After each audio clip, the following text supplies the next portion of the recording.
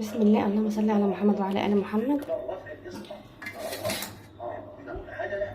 دقيقة رشروشة، دقيقة رشروشة. طبعا كان عندي حوالي كده ايه، يعني اكتر من نص كيلو رز مطبوخ بقاله فترة عندي. فقمت حاطاه في اكياس، الكيس اللي هي بتاع اللبن، وعينته في التلاجة لغاية ما ربنا يعين الاوان كده. قمت ايه، جايبة قطعة بانيه واحدة، ونازلة بالخليط ده كله في الخلاط مع بصلتين، فلفلاية او اتنين، شوية توابل، وكمان معاهم كمان السر الكبير توابل البرجر. بجد طلع معايا بطريقه يعني كبيره، كميه كبيره، وفي نفس الوقت ايه، ريحته جميله جدا ما شاء الله. الكل انبهر بيه. ده يخطفوه مني كده وانا بحمر فيه، بسم الله ما شاء الله. طبعا لو عجبك الفيديو ما تنسيش الاشتراك وتدعمينا بلايك. في امان الله، مع فيديو جديد ان شاء الله.